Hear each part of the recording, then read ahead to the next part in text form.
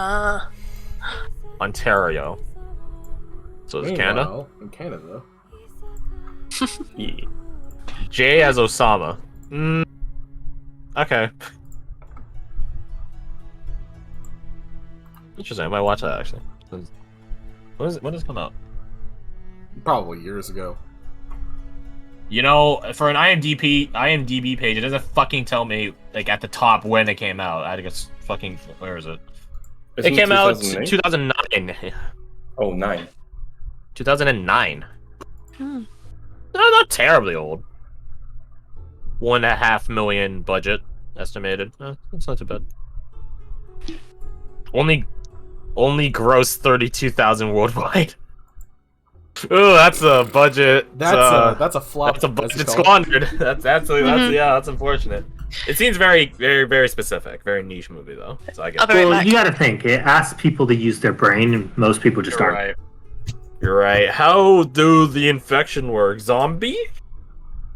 Why speak garbage word? What? Okay, guys. That's so weird. I see you've already changed a name here. I just saw it right now. Holy hell! Yeah. What? Why? Why? I mean, feel free to memeify, like, or do whatever you guys want in this one. But I will say we're gonna move to another campaign, like Roll20 campaign first. So the changes you do here aren't gonna transfer over. That makes I'm gonna sense. keep it as is. This is sad wrap-up of story time, so I don't want to ruin it with my bad jokes. Well, that's sad. You know what I'm saying. Well, if I fucking hold and drag O's name, I see the whole damn thing in like its own like little closed caption box. That's pretty cool. It's like And it also has this little token. Yeah, it's like a fucking subtitle. According to all known laws of aviation, there is no way.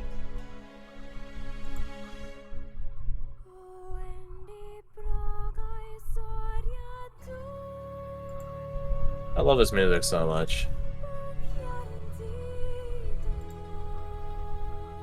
I need beat.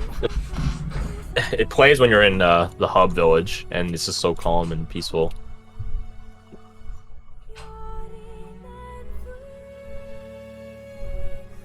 Is it lulling you into a false sense of security?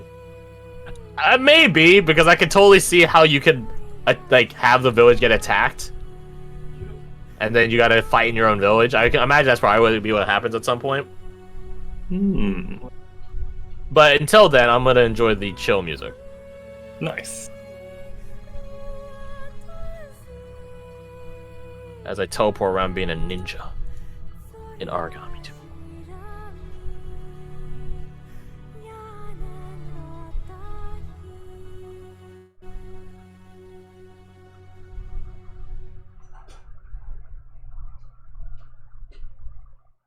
Also, I don't know why it took, like, this long to realize that O posted a token of just a regular human-looking fella.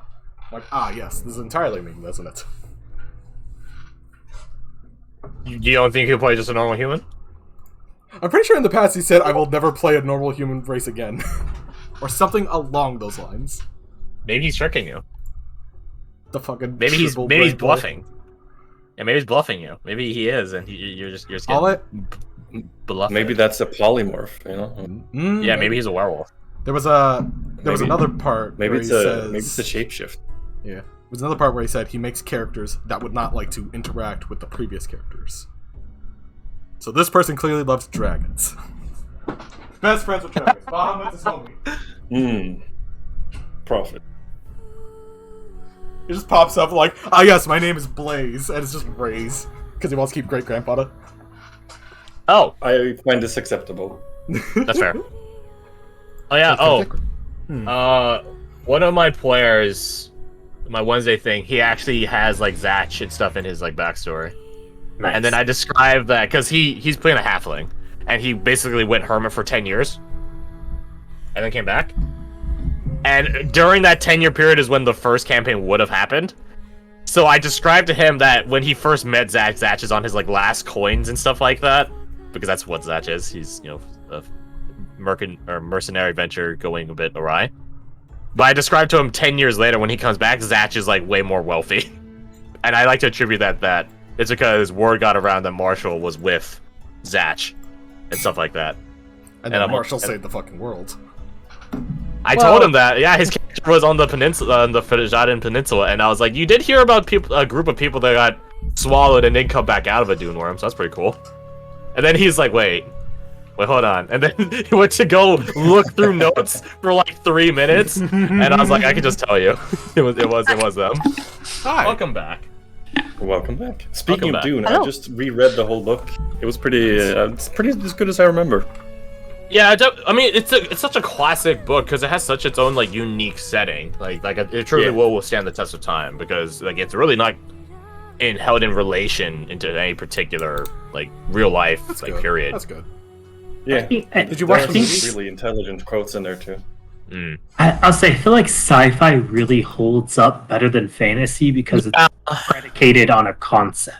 Yeah. Like, it has, like, some, like, notion, and, like, because sci-fi would be in the past, where it's like, we had this. So, like, Fallout had atom punk, nuclear cars and stuff like that, cyberpunk, corpo wars and stuff like that.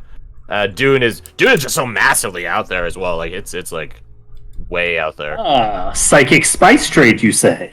Drugs. Yeah, so I would 100% agree with that. Sci-fi just has... space cocaine. It has its own, like, little niche. It absolutely does. Yeah.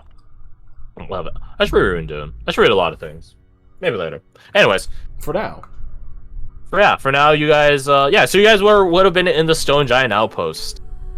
Having to deal with a mimetic virus. I love it. You would not have found any Stone Giants left, I'm afraid. But you guys would have gotten a massive insight into a rather physical, or I guess in this case it'd be psychosomatic, of what it feels to be a stone giant on the surface. Because that's how stone giants are. I'm sure O can tell us all about it, but when stone giants are on the surface, they consider the surface as a dream world. It's not real, even though it is real. Is it real? Who knows? Maybe we're all just in a stone giant's dream right now, the Great Slumberer. Who knows? But you guys would have gotten to experience that as the effects of the virus in a much more literal manner than any stone giant would actually even notice, even if they were on the surface for a long period of time. The best way, I have it notated here, the best way to describe it is you guys would have been walking in a fever dream. Mm-hmm. Oh, while Deimos is sniping the fuck out of you, of course. There would have been other residents that set up in the Stone Giant Outpost, though. Myconids. Mushroom people. Who are a hive mind, as like a more mushroom person spore communicating nexus. But they're also not smart enough to, like, have such an abstract concept be virally infecting them, because they're not that smart. They care about communication, of course. You guys remember the previous Myconid you guys had on Acker's shoulder, the little guy? Yeah. Oh yeah, they're capable of communication and intelligence. They're just not super smart.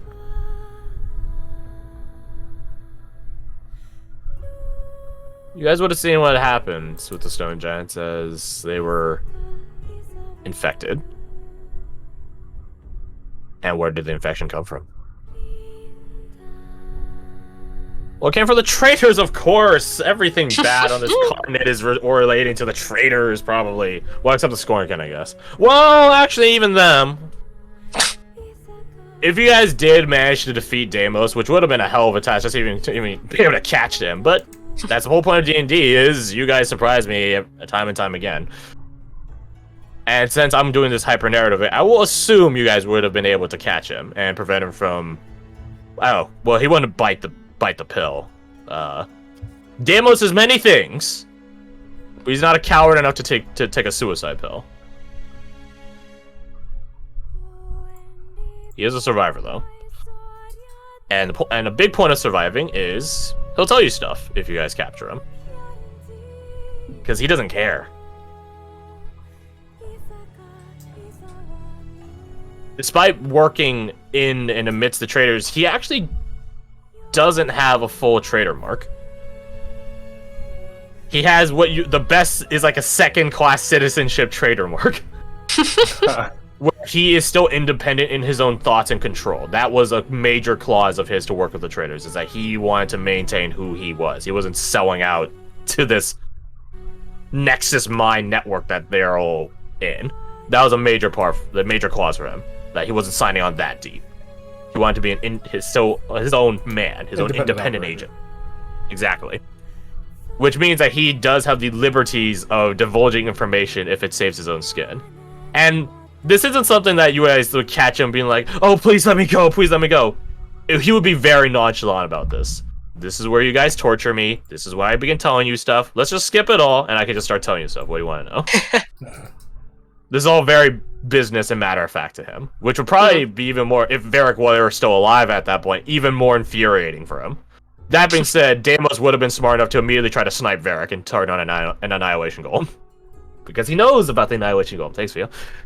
So that would have been another thing. You guys would have been running around a town with a mimetic virus, and Deimos, and an Annihilation Golem. Of course, the Annihilation Golem doesn't target you guys, right? Well, that's the thing. The Annihilation Golem wouldn't target you guys. The mimetic virus would drive you into insanity, but only if you caught it. So this would have been one of those times where your curiosity would have been very, very dangerous. If you guys look too far into the virus, because then you would catch the virus. Temperance, my friends, temperance. Of course, not that Fia has to worry about that stuff, right? No, she's just, off living her she's her best life, Yeah, she's chilling. Yeah, Like you do. As you do. Yep. Yeah, you guys could have asked Deimos anything. And he would divulge it within reason, You gotta give in order to get. And he would have been insistent on it before he begins divulging the deeper bits of information that you guys swear that you'll let him go, if he actually tells you stuff. If you guys still had Varric, I think you guys could all imagine his thoughts on letting Deimos go. Yep. But you guys don't have to worry about that. He's gone. It's fine. But you guys would have found out where the trader towns are, because Deimos obviously knows where they all are. And you guys would have found out other stuff about the traders. Deimos is well aware there's this weird internal illogic or inconsistency in the traders' story and propaganda.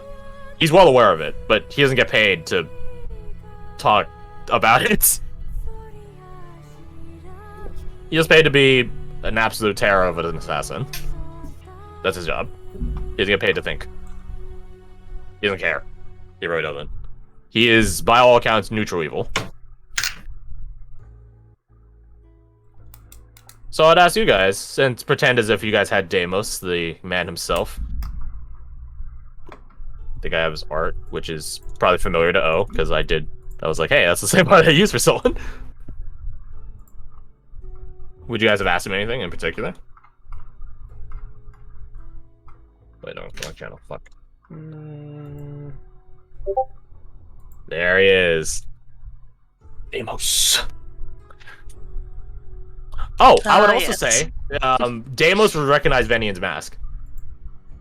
Oh. Ooh, that's He knew cool. Venian back in the day.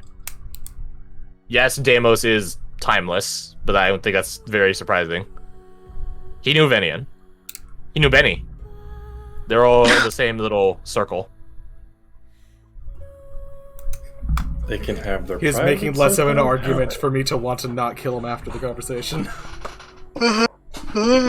They all they didn't serve like... They were all self-serving, but they were like cohorts. Friends, I guess. Benny insisted they were friends, Venian would insist otherwise. Sounds a bit right. And then he would actually probably ask, like, how'd you get Venian's mask? And so on. Because it's not detailed in the picture, because I'm not going to edit that shit because I'm too lazy. And also, I'm not that good. Deimos' mask would also have the same, like, sort of symbols on his forehead that Venian had.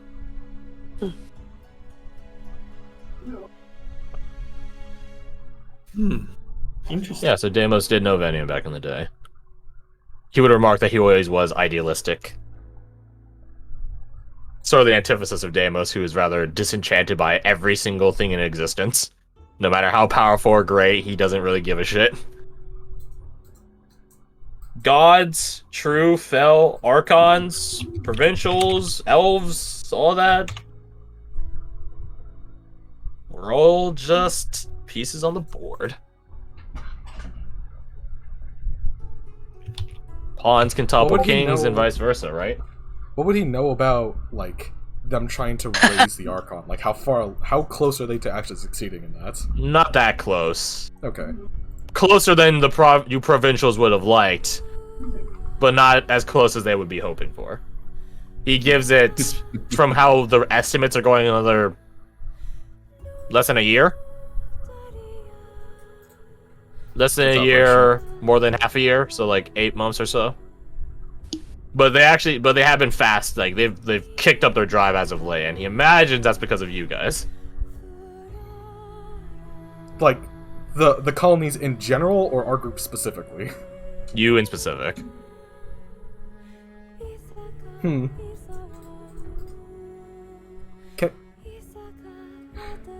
They're not a fan of having information leaked. Okay.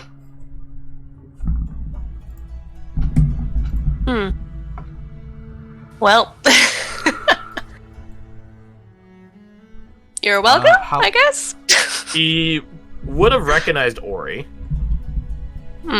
He's seen you around, and he always has been. He's always had a mind for memorizing names and faces. Part of the occupation. Very good for an assassin, indeed. He would have known you when you were a little kid, growing all the way up. He would have seen you that regularly. He would see you grow up, and he's been here this whole time.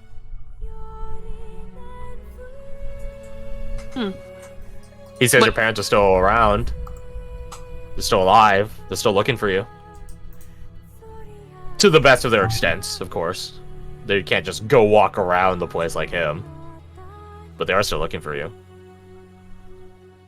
Want to bring you back into the fold. Well, round 2, guys.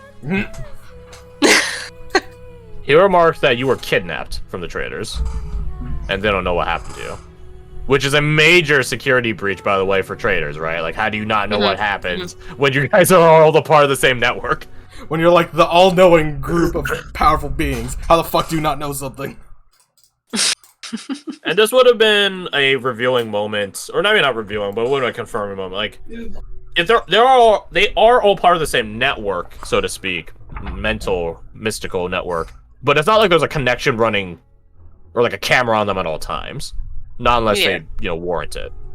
Like in the general day-to-day, people are just in this network for more of a convenience sake to activate certain faculties, like the food stuff and the stuff that summons food and stuff. But other than that, like most of the normal people aren't really kept tabs on. So it's decently easy to still get away with stuff as long as you keep your head down and don't provoke attention in the first place. Then you can still pretty much do the same sort of stuff you do in normal society, up until you either unluckily get noticed or you do something that gets you noticed. Yeah. Or if you're just a noticed person in the first place. So like Fia and Rose, when you guys went to Trader Town, like you guys were under constant surveillance because you were people of note. For obvious reasons, yeah. For very obvious. Just bolted in and be like, "Hey guys, how's it going?"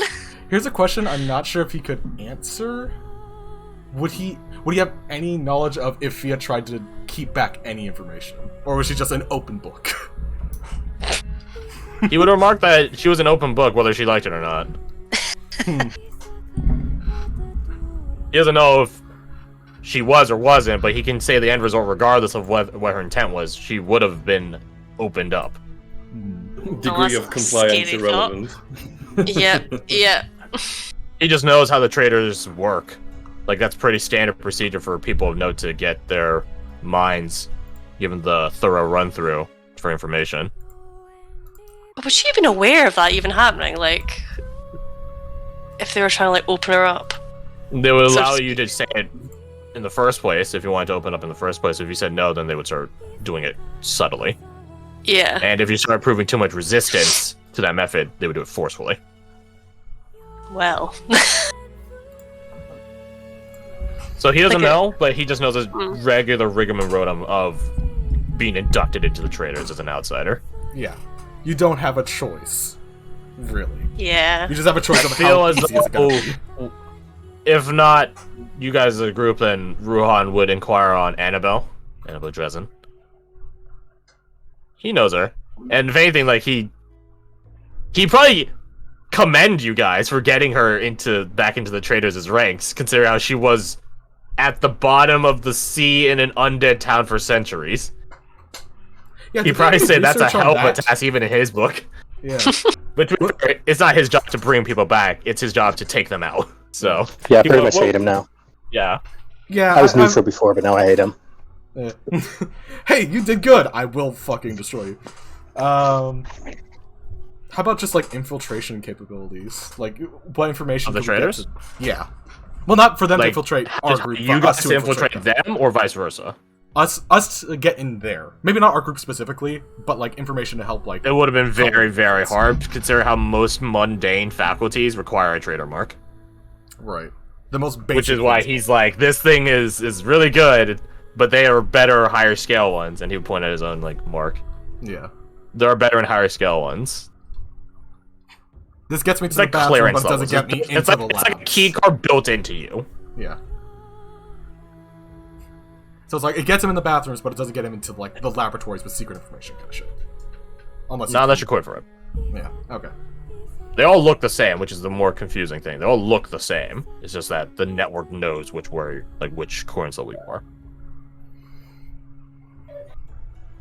If you guys want to infiltrate, that would have been a hell of a task. And an all-out assault would be a hell of a thing too. But you guys do now have psionics. Well, maybe not you guys in specific, but you guys in your capacity. We have access to it. Which actually would have been probably a major point of taking Damos down, because that would be an element he would not account for as like a, set-up assassin sniper guy. He would have accounted for a bunch of stuff, booby-trapped the whole damn place up, make it his own little playground. If you guys have played Fallout New Vegas, it'd be like walking around with Ulysses fucking shouting shit at you. With the New Divide DLC. Never cared for him, but whatever. Yeah, he would just be watching and talking to you guys through equivocally loudspeakers, or I guess amplification things. It's just a magic hand cone. The whole damn time. So yeah, you guys would have eventually caught him, I think, especially with Psionics. Let's see. Part of me wanted to check in and be like, does he want to switch sides? It's like, no, Rose wouldn't ask that. They'll switch sides if you guys ask. Rose ain't. You guys just have to convince them that this is the winning side. If anything, Rose would want to fucking off him, even though we said, oh, we're not going to. Give us the information.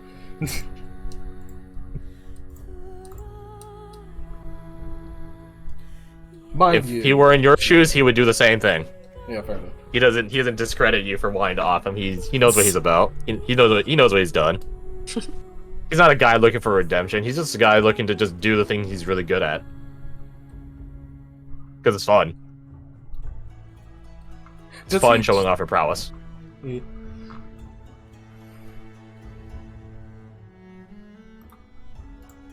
Did you have a question? Nothing in particular. And then I think from there you guys would have went back to Driftweaver's Bay, taking a stop at the Waystones. Whether you guys, well, I guess that would be a major point I asked you guys. Would you guys let him live? Or you guys Probably not.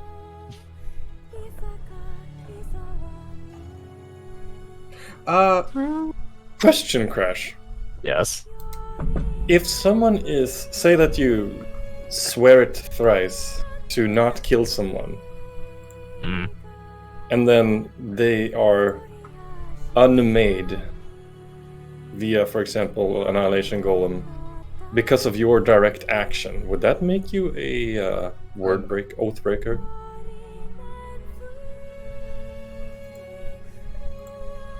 It's not dead. When you say direct It's action, not I in mean existence. like you shove them into the golem or something.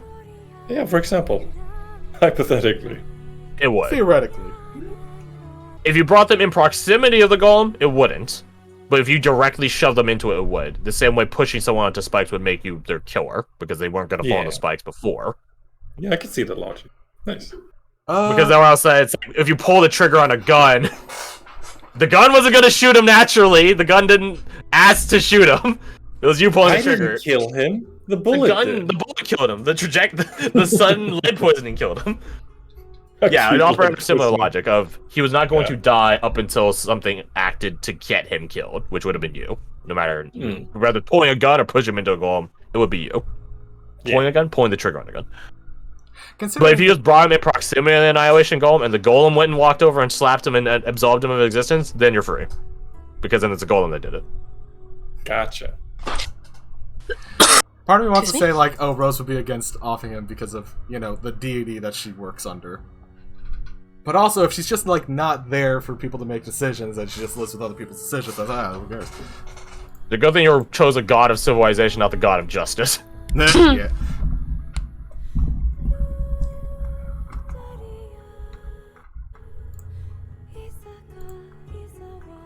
So, So, anyways, we killing the guy or no? sounds like that's a yes. I mean, Unless Aura Yeah. has more questions for someone that is pretty well versed in her life. I mean, He isn't also an important avenue of trader information. Yeah. But also petty. That's up to you guys. I don't know. I suppose she'd want to know a bit more about her parents, I guess, and like other family members and everything, and like, I suppose like general like I don't know what role she played in the traitors. I guess that kind of stuff. From what he remembers, you were in the process of being prepped, trained, groomed, whatever you want to call it, into joining the Rangers. Mm.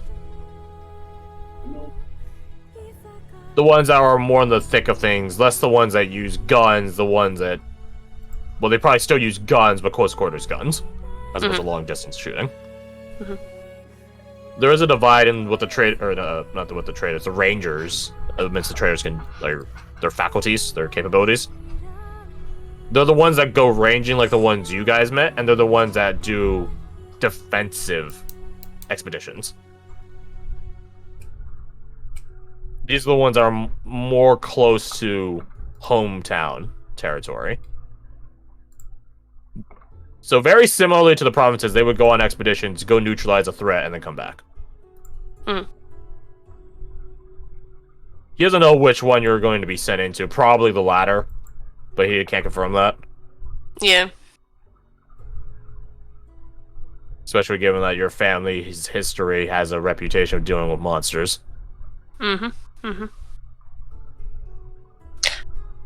Ah, yes, that would also be the other question too. Like, how? What is this monster thing you speak of? Well, there would have been a lot. Mm. The exchange has a lot of very specific monsters. Sort of like the twins, I think about. And Norfriend. A lot of monsters. A lot of monsters everywhere.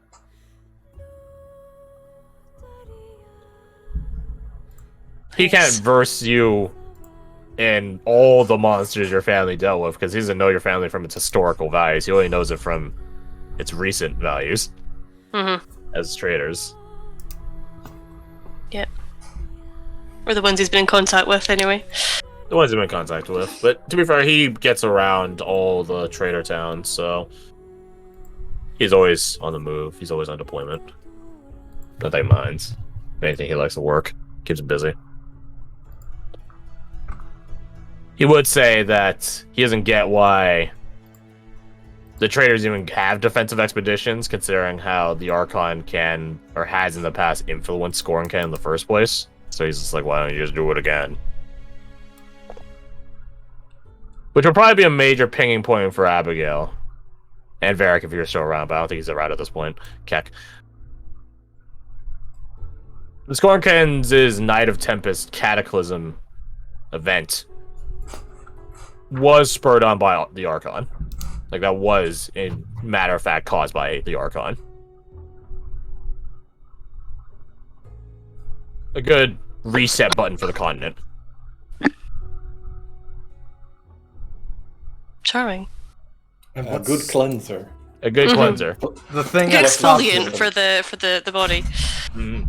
So how was it? It was stopped by like by Abigail's parents.